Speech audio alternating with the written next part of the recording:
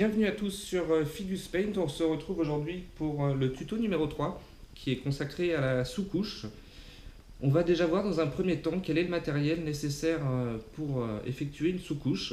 Ensuite, je vais vous expliquer pourquoi on fait une sous-couche, quelles sont les couleurs que l'on peut utiliser dans les sous-couches, peut-on appliquer la sous-couche autrement qu'avec des bombes de peinture, à quelle distance on doit pulvériser la peinture en bombe, est-ce qu'on peut rattraper une sous-couche où on aurait oublié des parties avec un pinceau, combien de passages on peut effectuer sur une figurine lorsque l'on fait une sous-couche, et aussi l'angle de pulvérisation qui est, vous allez voir, je vais vous expliquer une petite astuce qui va vous faciliter et qui va vous permettre d'essayer d'englober complètement votre figurine de sous-couche, et ça vous évitera d'oublier des petites parties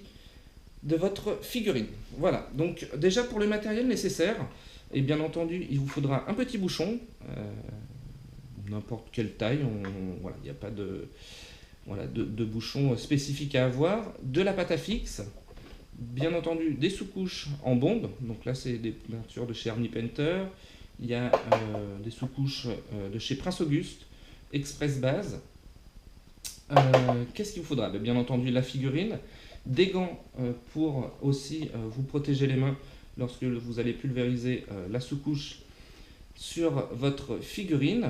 Voilà, donc déjà pour le matériel de base nécessaire pour la sous-couche. Alors, quel est l'objectif de la sous-couche? Eh bien, elle sert déjà dans un premier temps à visionner plus facilement les détails qu'il y aura sur votre figurine.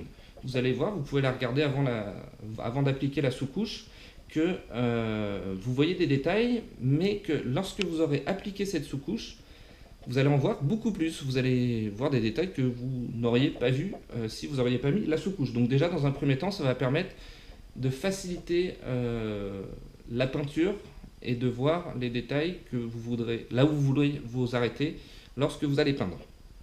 Ensuite, ça sert à uniformiser aussi la figurine. Bien entendu, lorsque vous allez mettre une sous-couche, vous allez vraiment uniformiser votre figurine, et ça va vous faciliter la peinture de votre figurine. Il est aussi important, lorsque vous faites votre sous-couche, de la réussir. C'est tout bête à dire, mais vous imaginez bien qu'une sous-couche qui est ratée, l'objectif final sera d'une moins bonne qualité que si vous réussissez votre sous-couche. Voilà. Quelles sont les couleurs que vous pouvez utiliser pour faire une sous-couche? Alors, cela dépend de l'objectif final. Par exemple, si je vous montre une figurine qui est quasiment terminée, vous pouvez voir que la sous-couche, là, comme je vous montre sur le socle, elle est d'une couleur qui s'appelle Skeleton Bone de chez Army Painter, et que, bien entendu, vous voyez encore des parties ici visibles de la sous-couche. Donc, vous imaginez la figurine que vous voulez peindre, vous imaginez ce qui va rester de visible de la sous-couche, et déjà, dans un premier temps, pour débuter, vous allez voir que ça va vous donner facilement le choix sur la couleur de votre sous-couche.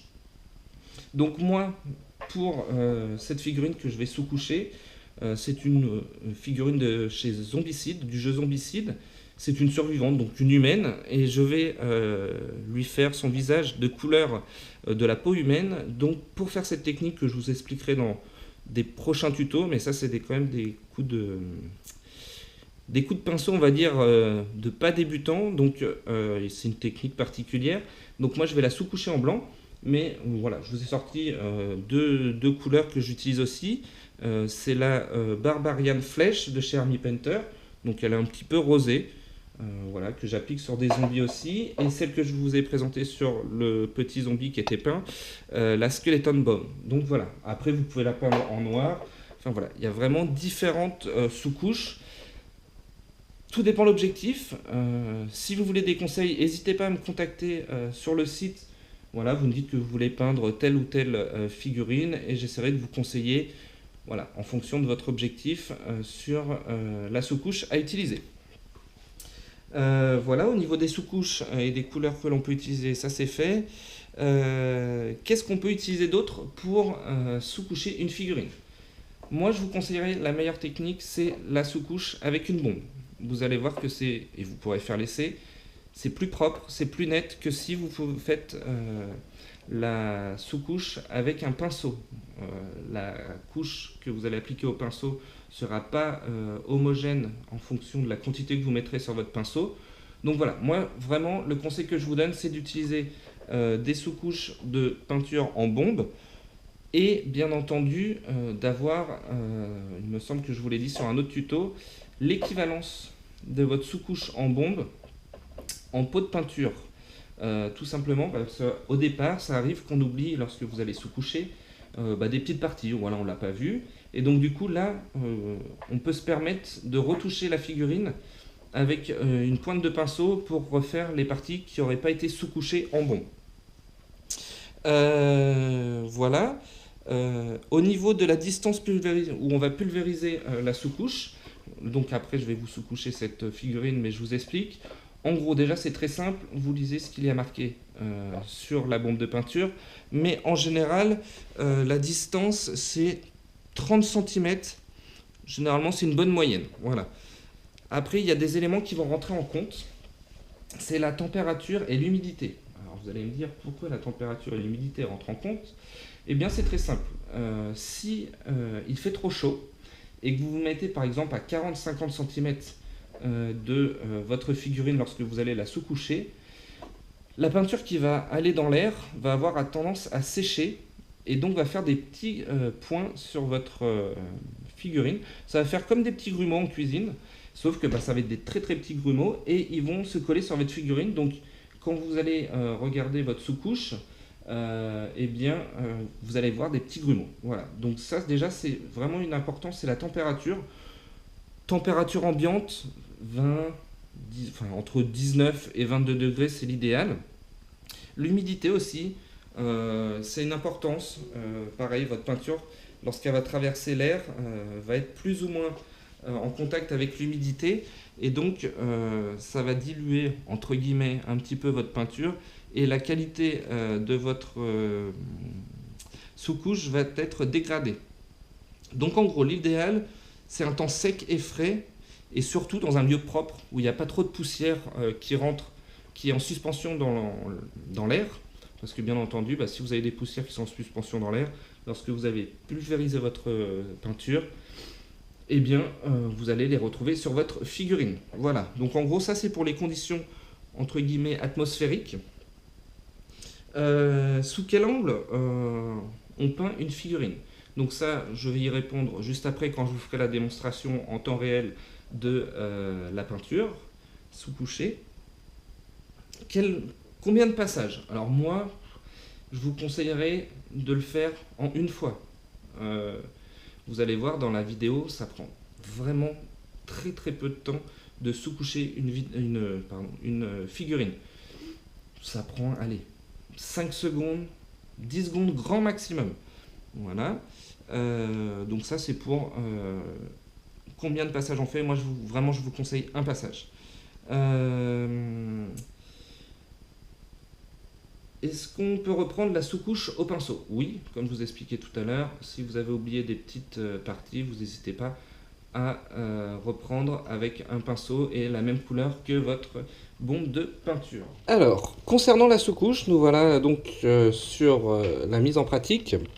Donc déjà, dans un premier temps, vachement important, la protection des mains. Dans l'idéal, comme je vous disais tout à l'heure, c'est de faire ça donc à l'extérieur. Si on n'a pas la chance de pouvoir faire ça à l'extérieur, comme vous pouvez le voir, un petit carton avec un sac poubelle et ça fera très bien l'affaire. Ensuite, donc on prend notre petit bouchon, on y applique la pâte à fixe, on vient coller la figurine dessus. Hop.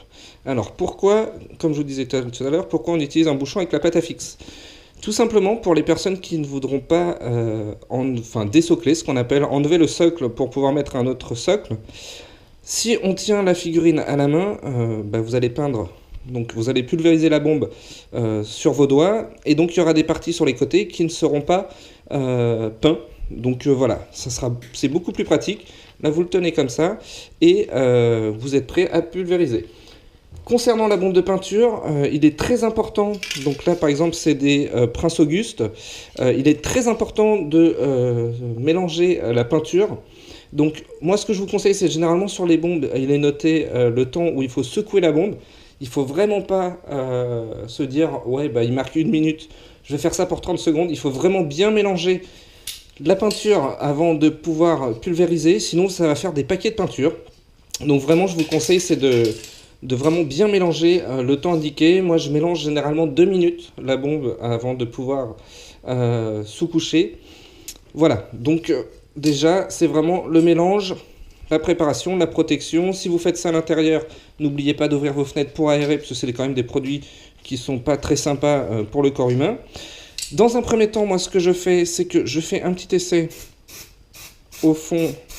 Voilà, déjà ça va amorcer donc le tuyau, parce que vous allez voir qu'on nettoie la bombe de peinture après l'utilisation pour éviter que la buse se bouche et que la peinture ne sèche dans la buse.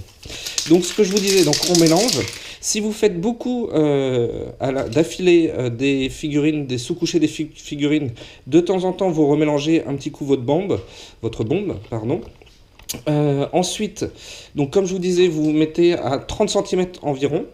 Et l'angle de peinture, vous faites à peu près 45 degrés.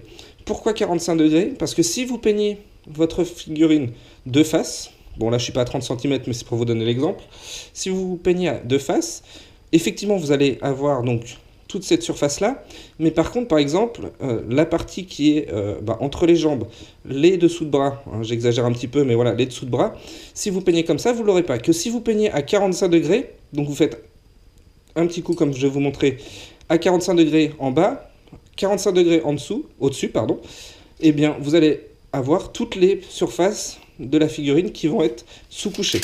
Donc allez, on y va. Donc 45 degrés, on se met à 30 cm environ et on fait des petites pressions d'un quart de seconde. C'est pas la peine de faire un pâté de sous-couche. Vous allez voir que si vous ratez votre figurine et que vous appuyez trop longtemps, vous allez voir que ça va boucher tous les détails de votre figurine. Donc hop, voilà.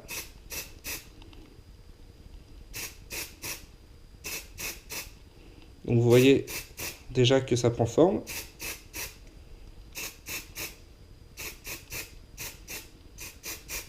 Et surtout, bien entendu, on tourne. Donc moi j'ai la chance que cette figurine soit rose. Donc effectivement, on voit bien les endroits où la sous-couche blanche n'ait pas été appliquée. Donc hop, on n'hésite pas, on en remet un petit peu. Mais vous voyez, je fais des pressions très brèves et je ne reste pas longtemps sur la même partie de la figurine.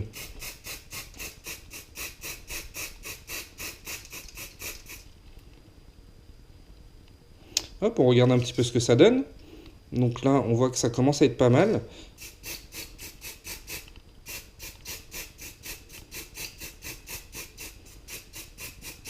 Hop, et voilà.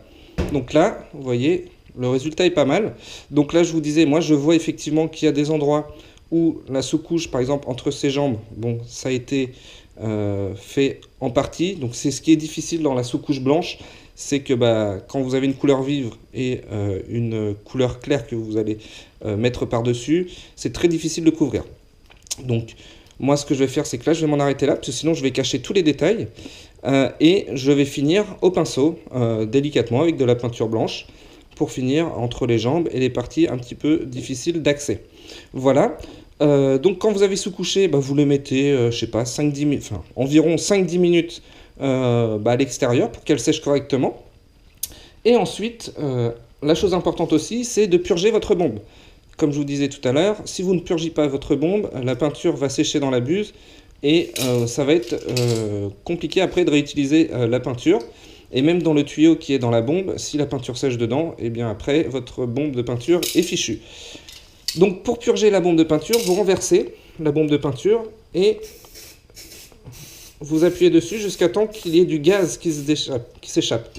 Dès qu'il y a du gaz qui s'échappe, c'est que toute la peinture est partie du tuyau et de la buse. Et donc là, vous pouvez conditionner votre bombe de peinture et vous pourrez le réutiliser sans problème la prochaine fois.